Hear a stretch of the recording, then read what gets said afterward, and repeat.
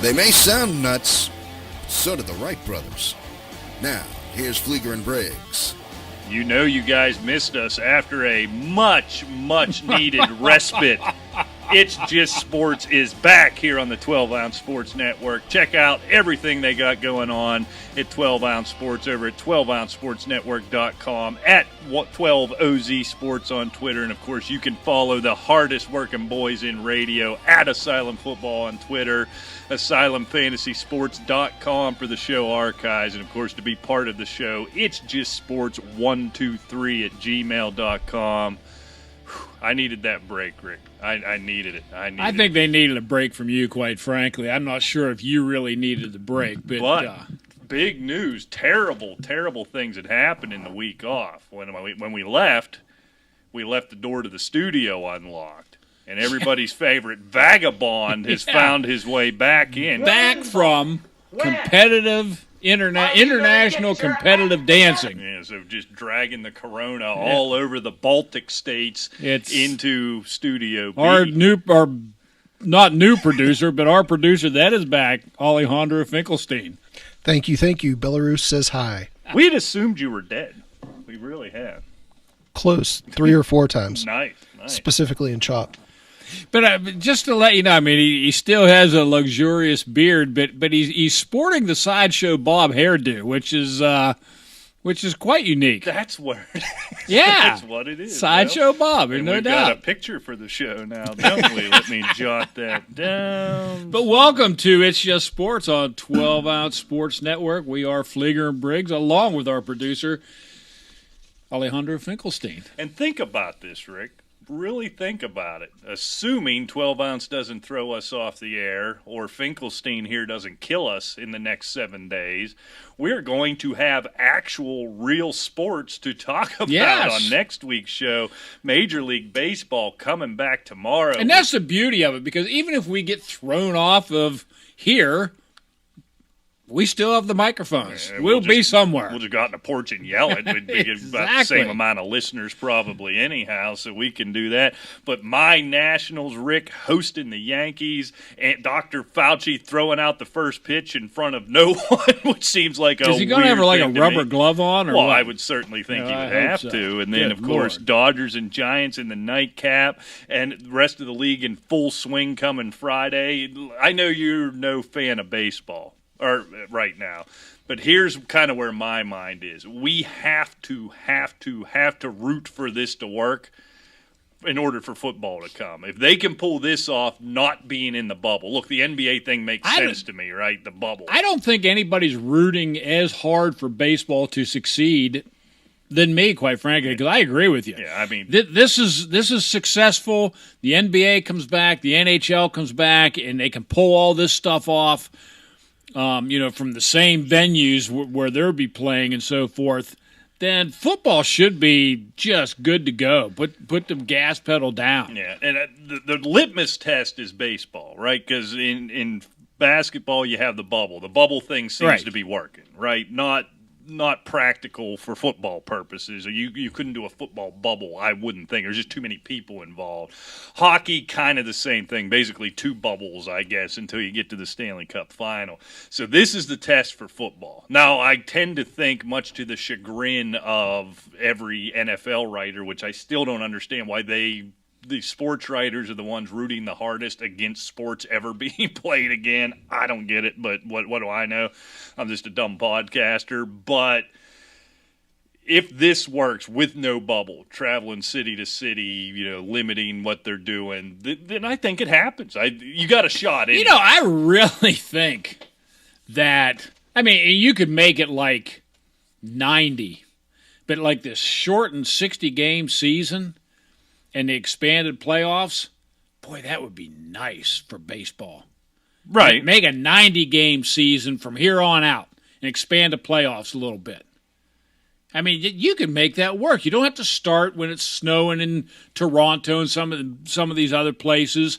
You can start a little bit later, and you're done in the fall. Has a nice long season. Right. I don't know. Maybe even 120, something like that. 162 has just gotten way too long because When I was younger, they started like When I was your age. seriously. They started like about the third week of April. Well, yeah. They don't do that anymore. And it Well, they lasts play on double headers Yeah, and there's such no back double then. headers like on weekends in the summertime. I mean, that was a big thing for people to go to a Right. double header and so forth.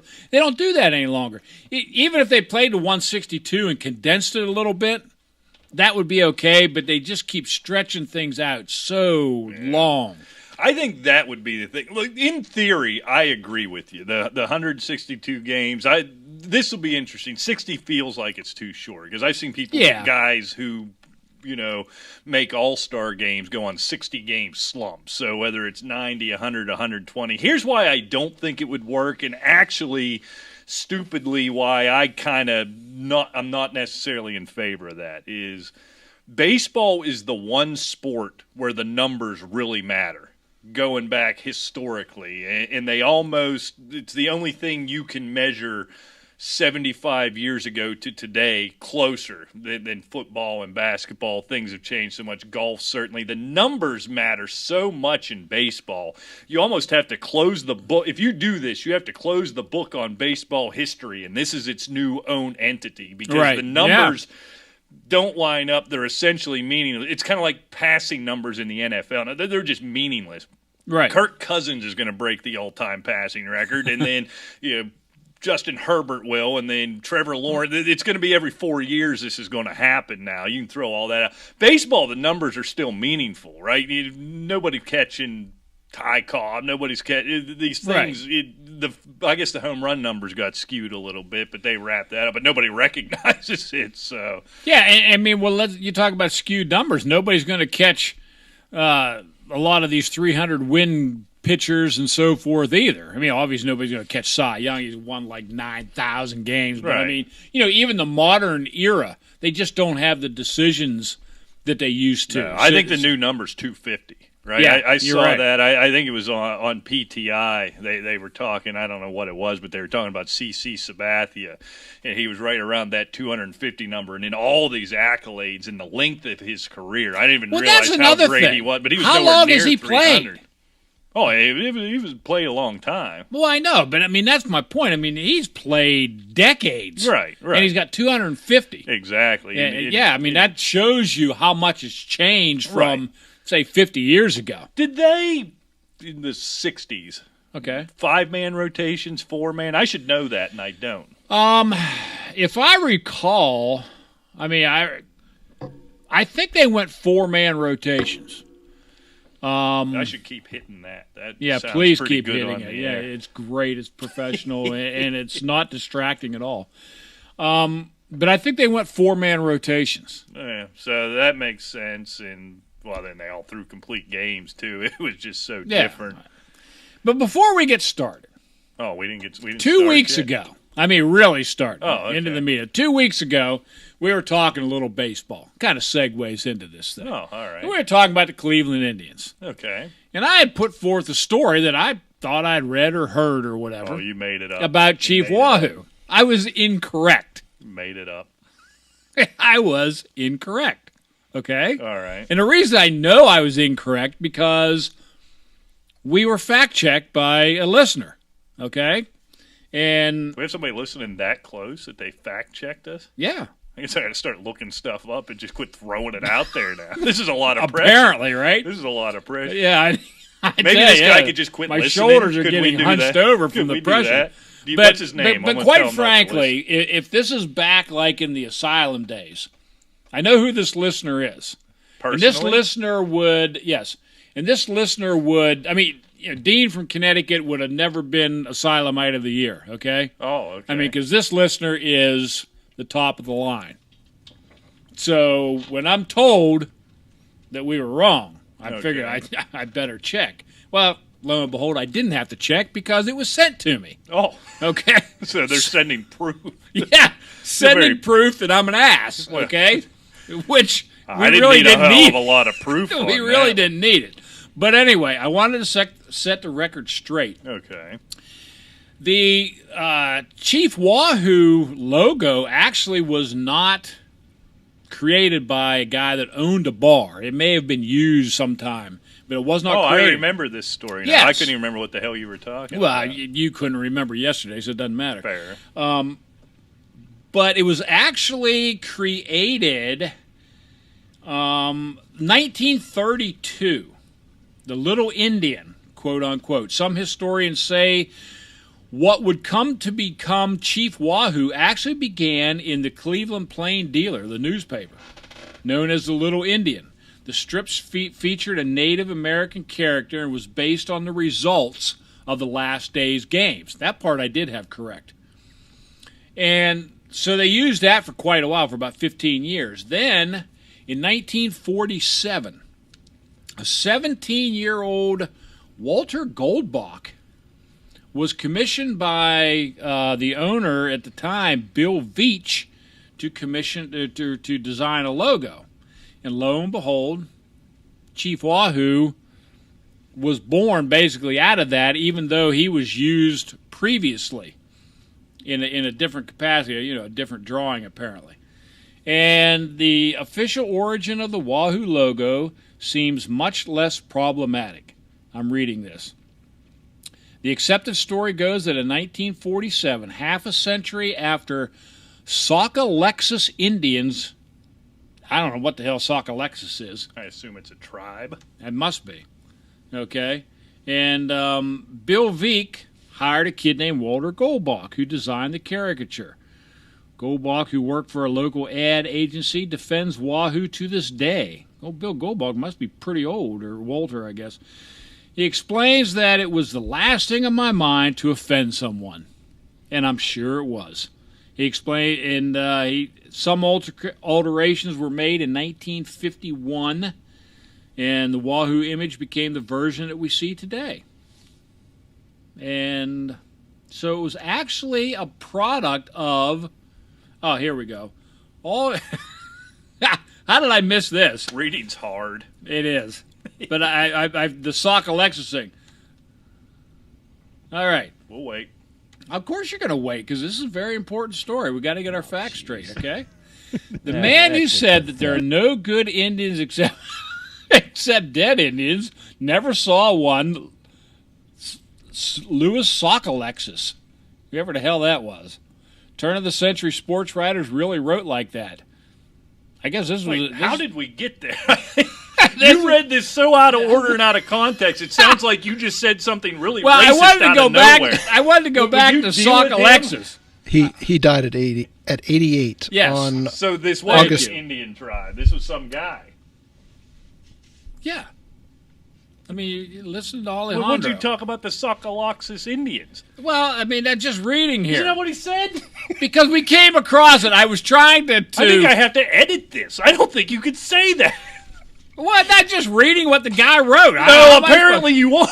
Or you're reading it 2 words at a time, grunting and clicking in between. What are you talking about? I don't think I did.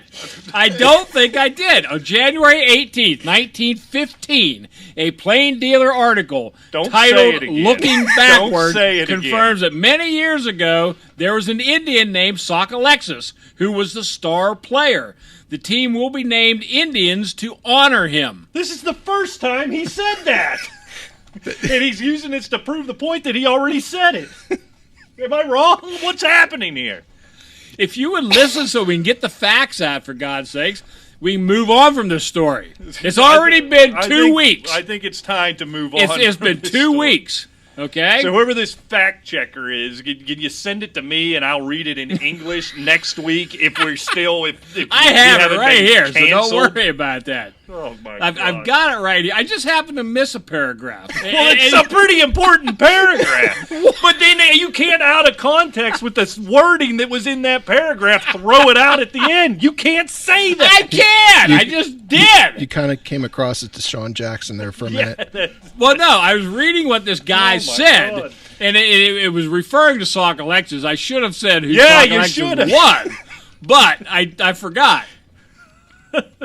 I'm gonna have To to Sean edit that Jackson out. was saying what somebody else said too. Yeah, but see, I get what here's you did something. there. Here's I something get that Rick and I didn't touch on the last show, but this is a very good point. Saucalexis is one thing, But if you're going to make a point, rule number 1 is don't use Hitler. Okay? Rule 1. That's rule 1, 2, and 3. And rule 4 is don't say what you said out of context about 3 minutes ago. Good God. What the hell? Because I read still don't what... know who said that. Did he even attribute the quote? Yes, I believe I did. Don't say it again. We're moving on here. What else But it is started going on with in the world? Cleveland Plain dealer. Right. And not the bar owner. And it was Walter Goldbach that designed Chief Wahoo. Yes, we have that. And Tripling down. And then somehow Tripling a Sock down. Alexis and that horribly racist thing you said showed up I later. didn't say anything racist. It was just a quote that some idiot Yeah, but said. you had to attribute the quote. All right, we've got to move on. Real quick. Yes, please. Louis Francis Sock Alexis, All right. nicknamed the Deerfoot of the Diamond, was an American baseball player. Sock Alexis played professional baseball in the National League for 3 seasons, spending his entire career as an outfielder for the Cleveland Spiders. Spiders, right. I like that. All right, so he Now, didn't say that awful thing. Who said the bad thing? Did I happen to mention on October I'm scared. 19th, the Baltimore News ran a 3-chapter opus titled "The Song of Sock Alexis"? So even in Baltimore, they were revering this guy. Okay, all right. So He was a hero. But here's how I walked out of that. All right, it started, I thought Sock Alexis was the name of an Indian tribe. And then you had me convinced he said something really racist, and now I find out he's actually the one we're revering. Well, the one here. who said it was Who said the bad thing? General Philip Sheridan. Who's that? How did he fit into this story? Well, that was No. that's okay. I can usually follow him. See, this is where I think you misunderstood. I misunderstood. What General Philip Sheridan said was, the man who said that there are no good Don't say it again. whatever Right. except dead ones never saw Louis Sock Alexis. That was the quote. That sounded But better. Yeah. But That's what Philip Sheridan said, because he was revering Sock Alexis. Okay, so he drew it. The man who said that awful thing Right. never saw Louis Sock Alexis. Okay. That was the quote by Philip Sheridan, who I forgot to mention. General. I guess he must have been a general back, during the Indian Wars or Civil War or something. Sheridan sounds very familiar. Yeah, maybe it's like the insurance general. Maybe it's one of No. those ones. It could be. No, no. He played with Shaq and Hanging out with Shaq. So let's move on for the. This I really wanted to get this straight though. Well, yeah, you did a bang up job of that. I so thought I did. I Good I Lord. forgot Philip Sheridan. It Sorry. was a pretty important piece, and I still don't know how he ties in. But we are moving on Because he was revering. That's how the Indian came about, because of Sock Alexis. He was a Right. great player, Right. great guy. Yeah. He was even paying homage to him. Okay. Yeah. You're going to want to take a look at that one. Oh, all right. Yeah, you go on. I have something to look at here from the producer's studio. If you're just going to talk behind my back, you might as well just say it in the microphone. Yeah, this is actually accurate. Yeah, this is you right now telling the story. This is 100% right. If anybody watches Always Sunny, And this the Charlie Day with the strings No, all I'll up tell you over what. the board. If you want to send we have a pictures new of me, pic for the this show. is me telling the story. I can't wait till we To go both video of for you. that double. All right, so moving on from that disaster. God, that was the worst retraction in the history of the world. Good Lord. I don't know. I thought I beat Deshaun Jackson's anyway. You gave him a run for his money, that's for sure. Good Lord. Good thing we don't have anything, because we're fitting to get canceled here, as the kids say. Antonio Brown, Rick, I'm doing the air quote thing, retires on Twitter this week, and it's led to a lot of conversation I didn't expect. Well, tell me what you didn't expect. Well, first of all, he's not retired. Well, of this course is he's a not. you can't fire me, I quit scenario. If somebody showed up, if the Edmonton, that team, you can't even say that anymore, the Saskatchewan, what are they, the Rough Riders, I think, if they show up and offer him a job, he's going to take it. That tells me something in the legal entanglements or something shows, because the Seahawks were showing interest, right? And they said there was 3 or 4 other teams, and then he comes out as those stories are coming out and says, I retire. That tells me something's up. So he didn't retire. He's been thrown out, and he would come back if he could. But 2 conversations, and I tell you what, I hadn't thought about it. Is he a Hall of Famer? And then more locally, and I did see that you weighed in on this one on the Twitter machine, is him versus Hines Ward. So let's start with, is Antonio Brown a Hall of Famer? I think possibly a third ballot. He's not going to be one of these walk-ins, obviously. No way. Maybe even an old-timer one because of all the rantings and it's going to be very tough for him. Let's put it that way. Unless he comes back and has, say 3 or 4 really good years, and maybe even wins a title, something of that nature. Because he still doesn't have a Super Bowl. I mean, he played for the Steelers, but he doesn't have a Super Bowl with them. So, do we hold that against a wide receiver we would a quarterback? I mean, I don't, but it seems like writers seem to hold championships up above other things. Yeah, I think for quarterbacks, I don't know especially quarterbacks, I don't know about a wide receiver. But he's not been a good teammate. He's been a loose cannon. And that's recently, though. Now, you can't forget that. That's how his career ended, right? But here's the thing. And I guess let's put all of that stuff in a box. We'll get to that eventually. For 5 years, he was the best wide receiver in the NFL. And I don't think you can argue that. 5 years is enough, right? Being the best for 5 years, is that long enough? Gale Sayers got in 6. Right. So, yeah. I mean, you can't argue that. So then to that point, I agree with you there. And so we seem to be in agreement.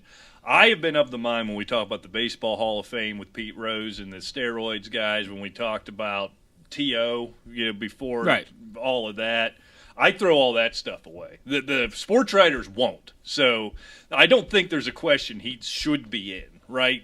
Will he get in, I guess, is the question. And you're right, eventually he will.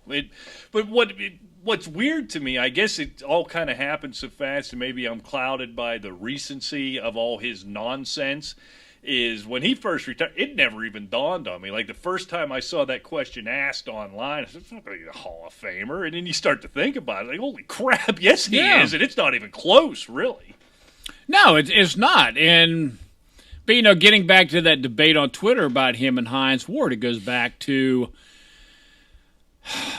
stat-wise for those 5 years, obviously Brown was superior. Right. Career, Hines is better. You look back at the careers, who was the better teammate? Who was the better player all around? I mean, we still see some of these highlights where Hines Ward's cold cocking somebody on a block, right? On a run. You never saw Antonio Brown ever do anything like that. So, I mean, I think it's a mix. Should they both go in? Perhaps. I mean, I'm not saying, Brown shouldn't or Brown should and the other shouldn't or the other should, whatever.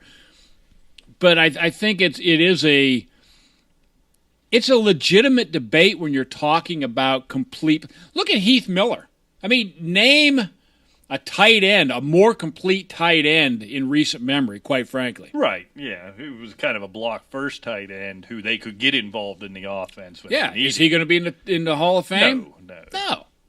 And to me, it's sad because he was one of the best tight ends that you'll see from the first gun to the end, year after year.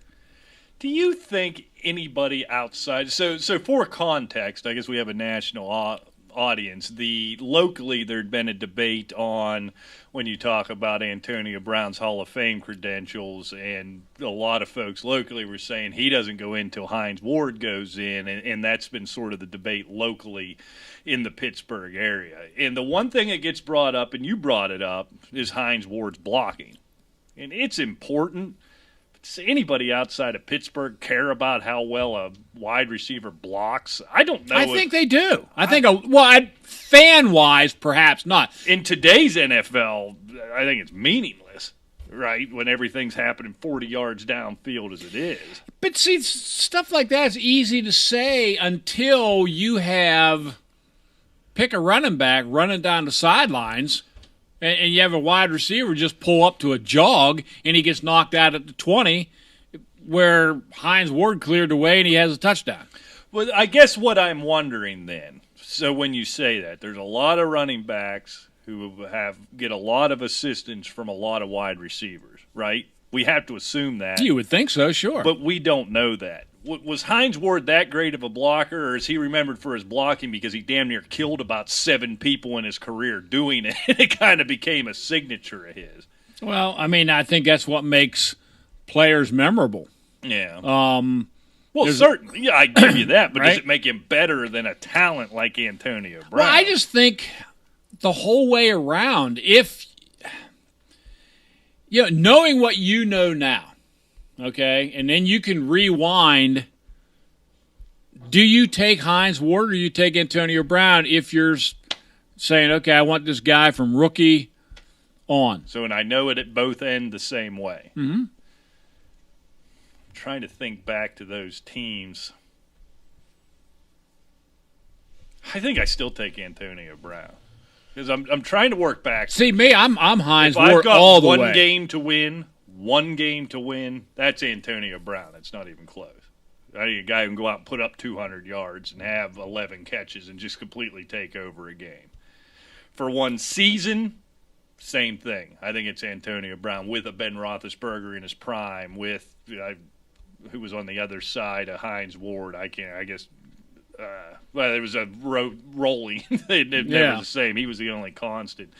Maybe if you said, 10-year career, knowing what Hines Ward did in all those additional years, and in 5 years Antonio Brown's going to do this nonsense. But if I can pick up Antonio Brown and put him in with Ben Roethlisberger as a rookie and in his second year, where they got to an AFC title game, they won the Super Bowl in the second year, they won a Super Bowl 2 or 3 years after that. You put Antonio Brown in there, maybe they win more? I don't know. It sounds crazy to say, but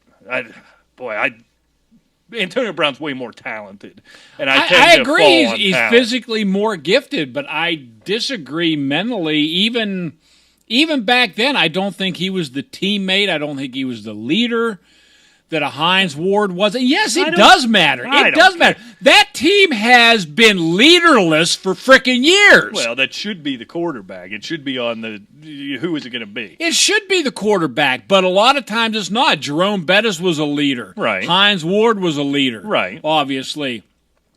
And that Ben didn't pick it up, somebody should. Right, are you going to Tim Brown was a leader of the frickin' Raiders. All right. I mean, you can say... Are you going to say you'd rather have Hines Ward than Terrell Owens? Whole career? No, because I don't think Terrell Owens was... He was like an anomaly, but he was controversial, but he wasn't a total lunatic. He was a terrible teammate, though. Awful. He was a terrible teammate. But he was great. But he was great forever. Well, that's the difference, right? When you put that cap on. I mean, you can't go off the edge after 5 years and, you know what I'm saying? I mean, it's kind of like if you're drafting like a rookie and you know the outcome. So you want those 5 years instead of those 10 or whatever it was with Hines Ward. That, I guess, was my question more than those 5 years. Is he a better receiver? Yeah, I agree he was. I still might we're going to have to let Finkelstein settle this debate. I might take 5 years of peak Antonio Brown over 10 years of peak Hines Ward. What say you? I got to go with Ward.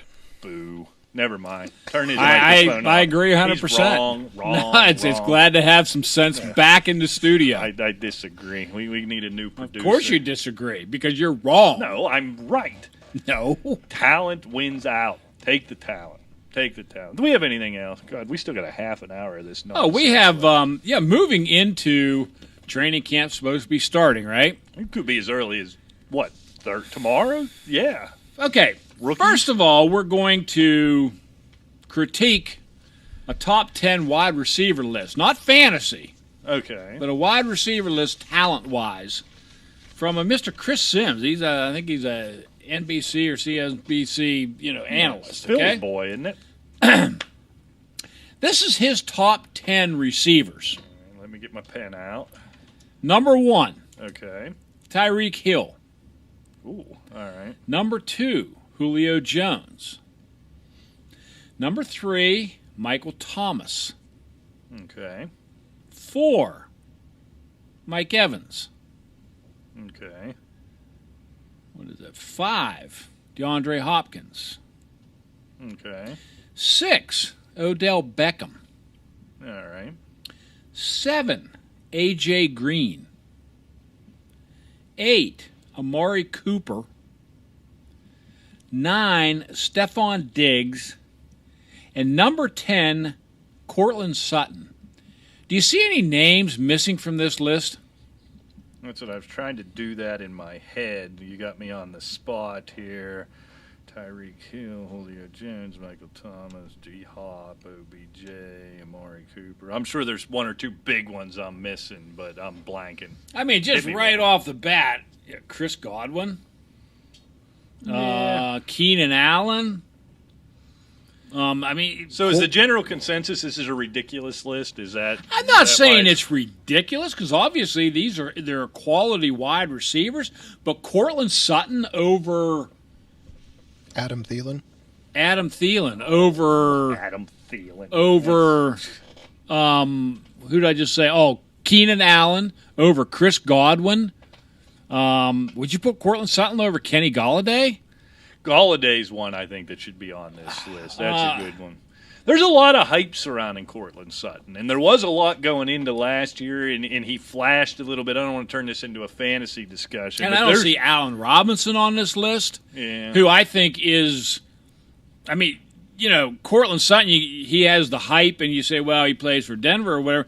Look at A-Rob. He's playing for Chicago. Right. I mean, he's like the Brandon Marshall of the 2020s.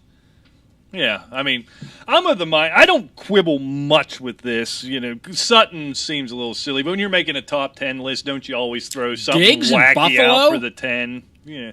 Well, is this, based on team situation, or is this on who they think are the most skilled? Stephon Diggs, I don't think it's absurd, I guess. And actually, I'm playing dumb. I saw all the people losing their S on Twitter when this thing came out. Now, the order I have plenty of quibbles with. Okay. I mean, Michael Thomas is the best wide receiver in the NFL, and I don't even think it's Over a freaking Hopkins? discussion. Yeah. Okay. I mean, Hopkins obviously is over probably two. Hill. Yeah. Julio's up there, obviously. A.J. Green, he hasn't played forever. I can't. You don't throw a guy like A.J. Green at number 7 at 32 or 33 years old when he's basically done nothing the last couple of years. When you have Kenny Golladay out there, Allen Robinson out there, Tyler Lockett, Keenan Allen. I mean, there's so much talent out there. Hell, Cooper Kupp. He had 94 catches, almost 1,200 yards last year. Yeah, but I don't know. I don't have as huge a problem with this as most everyone did. And look, you're getting played. He does this all the time. He throws wacky crap out here like this and watches everybody just go nuts. He should have thrown a Juju Smith-Schuster on there or something. He would have ended Twitter once and for all. It would have exploded, which it needs to do. Which I guess goes back to kind of segues into team situations. Team, all right. Now, with training camp coming up, we've got some quarterback battles coming up. Oh. And here are, and I want to get some of your thoughts on them. Number 1, Tyrod Taylor, Justin Herbert.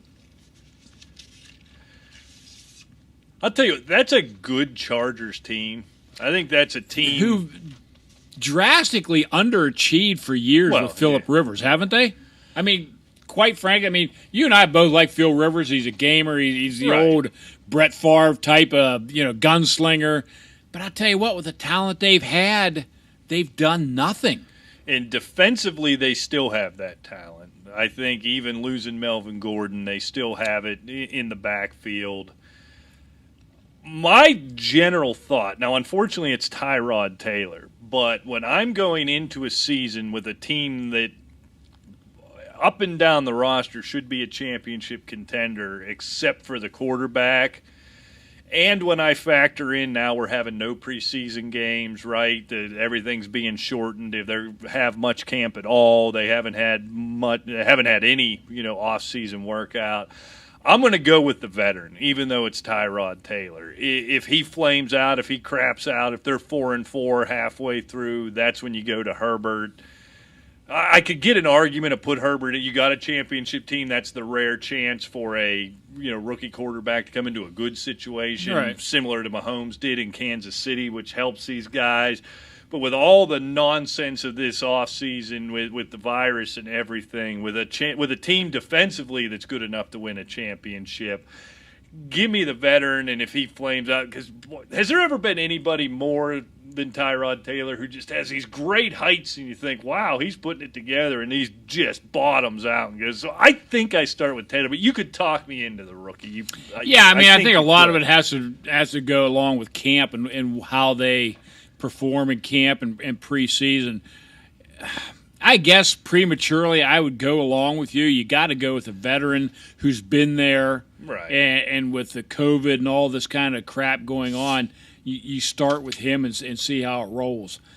Here's one. To me, I don't even think this is a battle immediately, but a lot of people are talking about it. You got your boy Tua against Ryan Fitzpatrick. Yeah, see, this is where I'm going to have kind of a different approach than I did on the last one. Miami is young. They're not very good. They're not contending for a championship. If Tua's healthy, I start Tua for two reasons. Number one is just that, right? And maybe he hits. Maybe he pops right away. If he doesn't, Ryan Fitzpatrick is only good coming off the bench, and then he'll be good for 6 or 7 games. If he goes in as the week 1 starter, he's going to be 6 interception a game, Ryan Fitzpatrick. So for me, this isn't even close. I'm starting Tua week 1. That was brilliant football analysis, as you know. See, I'm at a different light. I think because it is a young team, and they did overachieve last year, winning 5 games, and everybody was accusing them of tanking. I mean, I think a lot of it was just under Ryan Fitzpatrick's leadership. I think you start with this guy, and if you have any chemistry, and look, I don't think this Eastern Division's settled by any stretch. You ever notice how much Finkelstein looks like Ryan Fitzpatrick? That just dawned on me. Yeah, he does. He does, doesn't he? Have you ever seen both of us in the same place at the same time? Fair point. But I've never seen your Harvard sheepskin either. So why do they call it a sheepskin? It's a personal thing. That's what they used to be made out of. That's weird. But I don't know. I think starting with a veteran is the way to go, because if they start to fail, which a lot of people think, okay, they're going to, then you bring in Tua, which is the logical move, and that's the hero's move, to bring in the new guy. He's going to save the day. If you start off Tua with this young team and they're 0-4, 0-5, and he's getting his brains beat out, number one, I don't think it does him any good. And then what? Okay, yeah, you bring in Ryan Fitzpatrick, we win 4 or 5 games. So, I don't know. I think you start with a veteran because they seem to be used to him, going back to the COVID thing and the limited practices and so forth. I just think it's more beneficial to them to get a decent foothold or head start in the season with Fitzpatrick. You can think that, but, you would be wrong, which happens, as we've heard. No, I'm not. Because... And then when you're wrong, you say awful things. No. All right, man, this shit's over with. Charles Haley's had enough. All right, let's move on. Okay, here's one that's more interesting because we've discussed it a little bit. We know that Jarrett Stidham's Bill Belichick's guy. And now all of a sudden you have Superman in camp. And, you have Cam Newton and Jarrett Stidham. I would start Cam Newton. Bill Belichick's not going to do it. You don't think? I do. No preseason games. No, they're not going to have enough on him. Bill Belichick, he's going to want to humble him a little bit. There seems to be that stigma around Cam Newton, deserve it or not, that he's pretty proud of how he turned out. Awesome hats, granted. Well, he's got some damn good hats. I bet Belichick bars a few of them, too. I think he starts Stidham week 1. I really do. Really? I think I would start Cam Newton, but I think I don't know. I mean, you still have this veteran. He's an MVP. He's been to a Super Bowl. I get it. And that's just the kind of guy Bill Belichick would want to say, I'm so much smarter, I don't need that guy. Give me this, whatever the Jarrett Stidham is. Do you look like Jarrett Stidham? I don't know what he looks like. No, I think he's clean shaven. All right. Sad. It'll be interesting. Because really, we have no idea. Is it going to? Is Belichick going to make a statement with Stidham? Could be. Is he going to step back and say, okay, if I just bench Newton, is he going to start pouting? I'm going to have to get rid of him. And then if Stidham gets hurt, I got nobody. I think there's some real chemistry working here that even Belichick's going to have to play with a little bit. Here's what flies in the face of my argument. Here's where it doesn't work. In a normal year, I'd be willing to bet you $1 United States dollar. That much? That not only would Jarrett Stidham start, he would declare Stidham the starter and cut Cam Newton. I really think in a normal one with normal work, if he could get everything he wanted out of Stidham. I think there was no money involved whatsoever, right? They still have Hoyer, if I'm not mistaken. So right. You had a decent backup. I honestly think that's where that thing was going. Now you factor this in, he should be the week 1 starter, probably will be. I just got this feeling in my protruding gut that something's up there. That Stidham, he was the guy. They didn't draft anybody. They didn't go any after So you anybody think hard. Cam Newton was brought in under the direction of Mr. Kraft and not Mr. so. Belichick? Yeah, I think. Really? Well, and it's the old Bill Belichick. I can get him for pennies on a dollar. But he has him, so why not use him? I get him in camp. If he's perfect in every way and what I want, then I look like a genius. If I'm liking what I see out of my guy Stidham, or there's anything I don't like about this guy, it costs me nothing. I boot him out the door. I really think that. I don't know. I'm kind of. You're wrong again. This is a rough show for you. You're having a rough go of it. No, actually, I'm not. I'm very logical. And you're just, flying in the face of ignorance. I think it probably has something to do with Finkelstein showing up with 19 oil cans full of 10W40 beer and you're half in the bag. I think it's just you getting full of yourself with your new position, and you think that whatever you says, everyone around here agrees because they do on your little computer. But we don't, because we know how stupid you really are. Well, I'm stupid about most things, but about Patriots quarterback situations, I'm a noted expert. Who's noted you that? Sock Alexis? Yeah, that guy. Whatever, whether it be he a writer, a racist, or a Native American, nobody knows what he was based on your storytelling abilities. Quick question. What do you think the chances old Bill up there uses Cam as trade bait? Like a number 1 QB goes down, he goes, hey, I got this MVP, Super Bowl quarterback. Oh, definitely. And if it happens in camp, forget it. He's gone. The next morning, he's gone. He'll get a 3rd-round pick for him. I don't see any quarterbacks going down in camp, though, quite frankly. Oh, boy, you just jinxed somebody bad. I hope so. You got Patrick Mahomes Ben on your goes fantasy down. team. Hide. Yeah. Because those are those bad ones where they're just taking non-contact drills. And Lamar Jackson, hamstring off the bone. Now, here is the one that I think is probably the most important and most intriguing, really. Okay. Mitch Trubisky and Nick Foles. I'll let you go first. I think a lot of it depends on camp. Look, I think ultimately when the season comes to an end, Nick Foles is a starter. Whether or not who starts at the beginning of the year, I don't know if they'll go immediately to Foles. I kind of doubt it. I mean, he was out for the year after, 2 minutes in the last year. Right.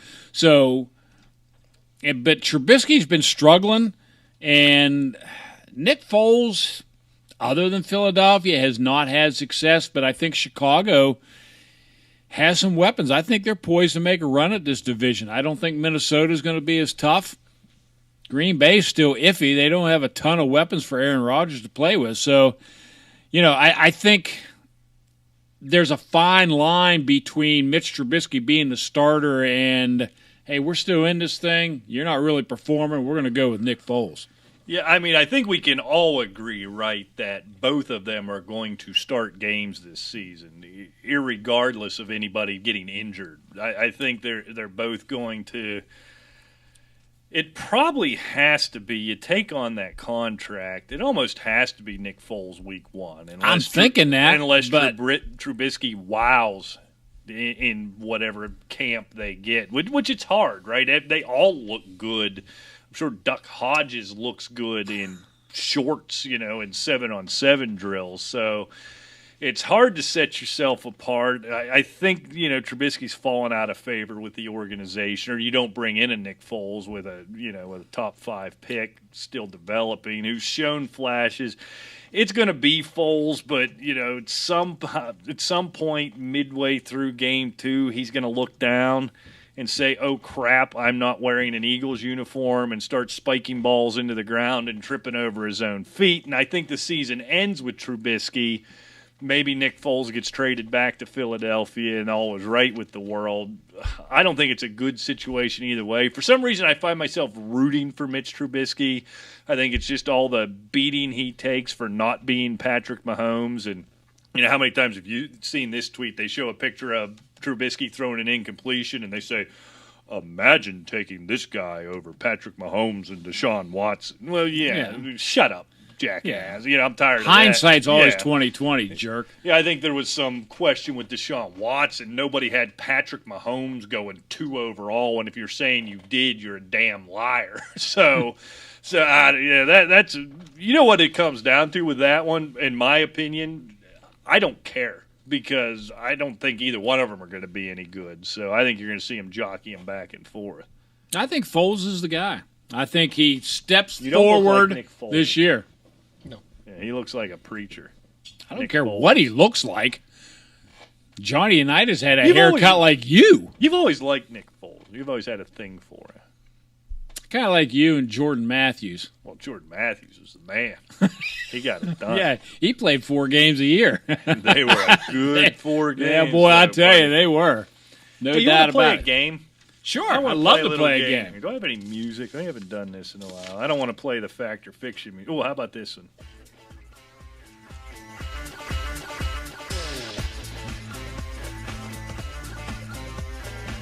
Today we're going to play just a short version. We've only got about 80s 10 porn minutes movie? left. It kind of sounds that way, doesn't it? It's a real simple name. We're going to call it Would You Rather.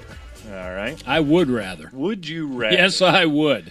So, number one, Rick, would you rather see the NHL be able to finish their season or the NFL start their season? Oh, the NFL start the season. I think so, too. I've been screaming forever that they should have just canceled the NHL as it Yeah, is. I think the NBA and NHL should have canceled a month ago Yeah, officially and just said we'll punt and start again in October on time. on time. Although that exactly. may not happen now either.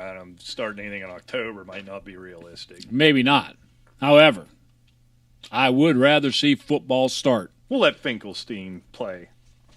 We know what he's going to say. He looks like Ryan Fitzpatrick. Hockey. Oh, really? You want to see it? He just wants to be different. There's just something about hockey. Oh, I love the Stanley Cup playoffs, but I don't care if they finish their season. If there was, they're kind of doing it. Like if it's just playoffs and the run, even people that aren't fans of hockey get into the playoffs. Oh, they are the best playoffs in sports. I agree.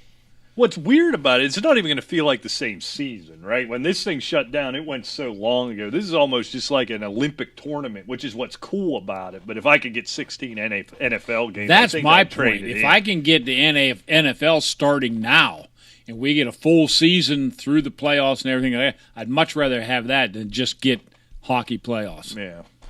All right, Rick. So here's the next one. We're seeing college football, a lot of different plans, right? The ACC and Big Ten are only going to play conference games. Other smaller conferences are pushing their fall sports into spring to include football. Would you rather see, Rick, all of college football delayed to the spring or see everybody plow ahead with the virus where it is in different conference plans and have this big broken up mess, but conceivably have college football from Labor Day until, Memorial Day, perhaps? I would rather just see it in the fall, obviously. Yeah, some of these other conferences doing it in the spring. At this point, they're all inconsequential. So I guess, would you rather them see them in the fall? And how does this work? I mean, obviously there's still going to be some players in some of these colleges that are eligible for the NFL draft. That's what's curious about it. Are you going to risk your draft stock to an injury to basically a meaningless game? Even if it's a regular season game, does it really matter to you now? You're going to be out of school in a month. Right. And maybe making millions of dollars. I mean, I think it's ludicrous. It's just the colleges trying to keep their portion of the pie of revenue. And the players, I think, are at risk to losing a lot, that can proceed with their professional career. And the other ones, too. Let's face it. Some of these ones that are coming out of school that aren't going to get drafted, they're going to be embarking on careers. It's going to be awful hard to go on a job interview on crutches if you blew a knee or you broken bones or whatever the case may be. I don't know. I don't agree with the spring schedule for football at all. And that's kind of where I'm at with it when you start talking about the major conferences and a lot of NFL pros. At first blush, I want to say, let's pretend everything's going to be normal in the spring. I don't know if that'll even be the case, but let's pretend that happens, right? Let's hope that happens. Then I'd say, well, let's just move it all, because this stinks. All these major programs are losing their first 2 or 3 games of the year because it's these smaller conferences that are moving back. And there's the no fans, and there's the this, and only the conference games in the ACC, and it's just a big jumbled mess. Let's just pick it up and move it all to the spring. But then I'm not going to see Trevor Lawrence play. You think Trevor Lawrence is going to play spring football? Right. He's already the number 1 overall pick. So, yeah, I guess you just plow through, an all-ACC and all-SEC schedule. Although, God, watching those games without fans is going to suck. Well, it's going to suck. But then again, you talk about, only conference schedule. In a way, that's good. Because sometimes I really get tired of seeing whoever, Ohio State beat up Akron. Yeah. Or whatever. I mean, I don't care if they beat them 75-3. I mean, they should. So keep it in conference. That's fine. I have no problem with that. All right. Alejandro. He fell asleep. Drunk as a rat. Well, yeah. I mean, look at his shirt. That's what I do. I drink and I think I know things. Pretty close. So I have a problem with it, with the scheduling. If you're playing in the fall and then some turning around and playing in the spring, you're just going to have college football forever. Yeah. So how does that work for draft classes? How does that work for... That's the point. So if one conference doesn't play in the fall and they play in the spring, is that considered the 21-22 season? Is that considered the 20... Well, that would it's basically their last year. Well, I don't know if you're a sophomore. I guess it's... Because it's just that year, I guess, yeah. It can't be based off of your playing... It'd be the 2021 academic year, and they're just moving it to be a spring sport. What you're probably going to do with basketball, too. You're going to make a hell of a lot of spring sports if this all happens. I guess the easy way of saying is just push through. Just either cancel it. That's where I'm at. If we can't do it safely, cancel it. Yep. Exactly. Play it in April. We've said that for weeks. I mean, if it's not safe... Why are you even trying? Don't do it, yeah. Exactly. And I don't want the fits and starts. I guess you could with the NFL, right? The NFL could go on infinitely if it has to. You can play in the winter, you can play in the summer, you can play whenever. They don't care. If you got to play for 4 weeks, shut down for 2, play for 4, fine with the NFL. You can't do this with college athletes. You just can't do it. All right, last one of these, Rick. I know you had a quick story.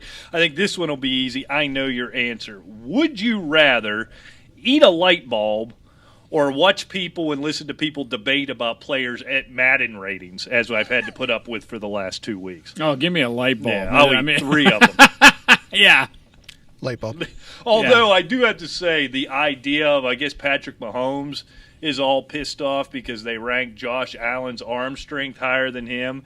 And so basically said he wants to challenge him to a throw-off. Now, that I would watch. If we cancel the NFL season, why do does it matter? So Why does it matter? You are a superior quarterback. I mean, look, you could throw Jeff George against Drew Brees' arm strength, and George will blow him out of the stadium. Right. But match him up quarterback against quarterback, it's not even close. Yeah. But isn't the one multiple things with Patrick Mahomes? But one of the big things is he was like on his knee in the back of the end zone and threw it 75 yards with a flick of the wrist. Well, he's claiming he could go 85, and he's not sure that Josh Allen could do that. I can't see. Well, Josh Roman Allen. Gabriel could, and nobody ever talks about that ever. So listen, who cares? Do you remember when Mike Vick was throwing balls out of the stadium? Or was it? That was that Mike that Vick. one? Yeah, but that was for on a screen pass, though. That was the problem. No, it was. But we need a rim shot. It was like in the '90s with Nerf footballs or something like yeah, that. the ones with the tails on Yeah. the end of it. And I'm not even sure that was true. I think it was just a commercial. All right, Rick, you've got All right, 5 minutes. coming from Reuters out of Seoul, South Korea. And this is being hailed as a major nervous. win for democracy in South Korea. Oh, okay. I All like right. democracy. That's a good After thing. 16 years in exile, Here a we go. president triumphantly returned to claim his rightful place on the front of a box of cereal. Okay? Wait, hold on. The limited edition of the Chex cereal. Apparently, they sell Chex under They different still make names that? in Korea. Oh, of I course. used to like that. Yeah, wheat Chex, right Chex, corn Chex. They still have them. Corn's the good one, right? Yeah, I like We all corn the agree best on myself, that. too. Don't say rice. Don't do the different. Nope. Okay. The limited edition of Chex cereal sold out within 2 days when it hit online stores following years of almost ceaseless campaigning by enthusiasts. All right? All right. So this isn't about the cereal. It's about the donk on the Enthusiasts. cereal. Enthusiast. About what? So it's the president enthusiast, not cereal enthusiast. No, it's right? cereal. I was going to say that's why I was emphasizing enthusiast. Oh, okay. Yeah. I like Chex, but I don't know if I consider myself an I might be a Fruity Pebbles enthusiast. That's a good one. Sorry, go ahead. That's okay. But anyway, they had a contest over in South Korea. It was a TV commercial offered 2 cartoon candidates as the presidential election for the Chex Choco Empire. Chocolate-flavored Checky and green onion-flavored Chaka. All right? So these were going to be the cereal flavors? Yeah, Chocolate it was a versus green PR. It was a onion. PR stunt this- that they were going to throw out there. Of course, thinking everyone was going to vote for the Checky. Well, you which was can't the Choco. nowadays. You know where they're going with this. It is. They overwhelmingly chose the green onion flavored cereal. Oh, God. And after 16 years of ceaseless campaigning, I guess, for it, they finally released it. And that's what they're saying. It was sold out in 2 days. I mean, green onion anybody freaking eat it? cereal? Who was the president in hiding? What did that have to do It with was the a story? fictitious president Oh. for the Choco Empire. So you were see? reading me the commercial. Yeah. It was but- for, they thought, you know. They're this- doing that bit like Lay's does every year, where don't they put out a bunch of chips? It'll be like grilled cheese and Fermunda cheese and baled hay every year, and they all suck. Hey, the bell Okay, hay's limited edition cereals are usually on sale for about 3 months in South Korea, but could be extended if sales are strong. The company has been working on developing the cereal for 15 years, but had struggled to find the right onion flavor. When it called for 50 early taste testers, they received more than 14,200 applications Who wanted to eat this crap? to taste it. So, I mean, I just thought that It's was just interesting. people Green doing it. onion cereal is a very popular thing in South Korea. Right. I know we have time shortage here. Go get you some. All right. Well, we are out of here. Thanks so much for joining us. We will be back next week, maybe, if we haven't been canceled. We still have microphones. If we don't have, care. Check it out at Asylum Football on Twitter, AsylumFantasySports.com. You can get the archives and look back on after we got thrown out of here. And, of course, once we are fired, you can still listen to 12 Ounce Sports, 12 Ounce Sports Network at 12OZ Sports. Until next time, good Lord, we'll see you. Hey, take care.